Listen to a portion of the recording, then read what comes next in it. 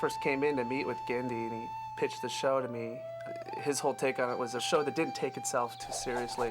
So he wanted a real charm and just a lightness to it, even though it's action and it had a lot of drama. The show is a lot about feel, gesture, trying to get things across with just visual components, and it seemed very epic, it seemed very cinematic. And Genndy has set up this world where whatever you got, throw it in the pot. So, one day it's classic Viking king, another day it's some weird pig, redneck, swamp sheriff guy. Jump now!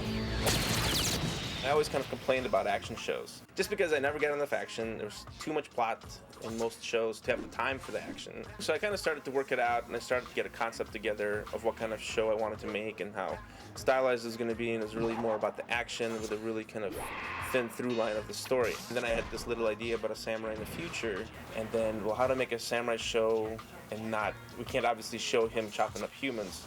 It's like, oh, maybe he can chop up robots. And then that whole future element came in, and then it kind of started to develop from there. The board artists they're like the writers of the show. There really are no scripts, and there's no real writers. It's the board artists themselves are really figuring out what really happens. Just get a bunch of cats in a room and go, what did we like when we were 8? Well, we like sword fights, we like giant monsters, I like robots, okay, let's do some robots. It needs to investigate this gigantic world that's full of strangeness, so it gave us carte blanche to do basically anything we wanted. It was the most challenging project because I knew there'd be so much action. And how do you tell the story without dialogue? And how do you facilitate the action so the action is great, cool, fun, dramatic, and all that stuff? And I wanted to do really a lot of choreography, and how do you do that in television? I've practiced in martial arts for many years, especially Chinese wushu, a little bit of Wing Chun. So whenever I'm doing a board, I try to put in as much Chinese kung fu as possible. They're holding their poses, the background streaks really fast, and the sparks are flying like crazy. Samurai Jack was about the mood and the magic of it. So that's something you don't really see in television animation. We really let the visuals kind of breathe and speak for themselves. So what I decided to do is to do things very slow, still with a good instinct to have it be, compelling and you're not bored. And then when things go fast, it goes crazy.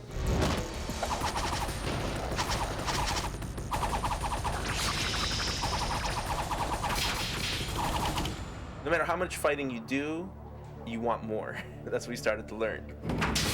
If you have a shot and it's 5 seconds, and you think it's got like 30 poses, right? When you watch it on film, it just goes by like that. So then we go, okay, well, let's do more. Let's do 60 poses.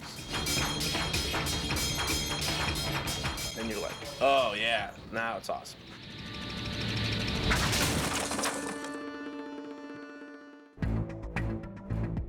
I really wanted the shows to be very cinematic.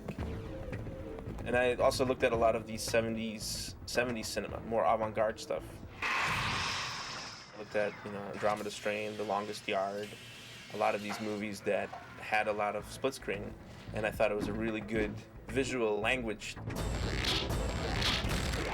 Some episodes that we've done, we want to play with a lot of the lighting, so really old Fritz Lang silent films with hard black and whites, would be interesting, or like Citizen Kane, Akira Kurosawa, or if it was animated, Akira from Katsuro Otomo.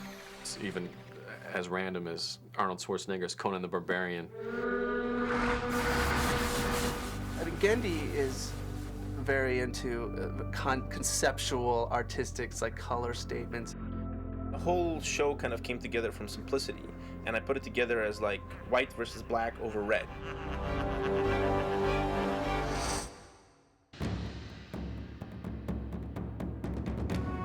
Jack is a prince and a warrior. His one weakness is his empathy for other people, so he'll always put somebody else over himself. Ah, so now Mr. Goody Two-Sandals feels like talking, eh?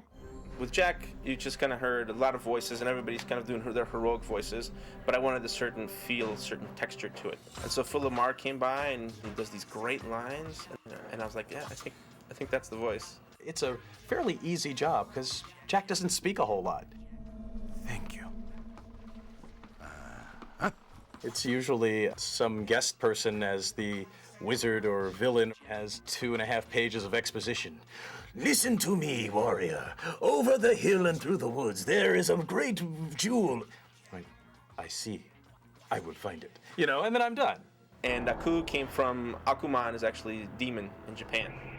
I wanted just the pure evil because Jack was so much good, and I knew I wanted him to be a shapeshifter so he could fight in all kinds of forms. We were both on the coffee table, sitting on the floor, just going, oh yeah, and he could turn into a scorpion, and it might look like this, and then he could jump over him and swing the sword like this, and when he gets through with the sword, then he comes like this. And so we were like, every other panel, we were just on top of each other. And then I've always wanted to work with Mako, who's the voice actor from Conan. He just does this laugh that starts here, goes to the moon, and comes back. And it just goes. It's like, can't have any more breath, but it's still going.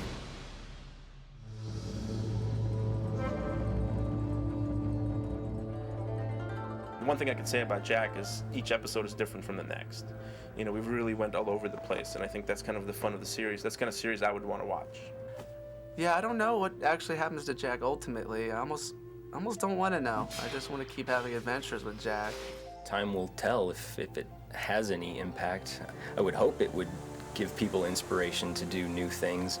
People will watch for a very long time, watch and appreciate, you know, on a lot of different levels for a very long time.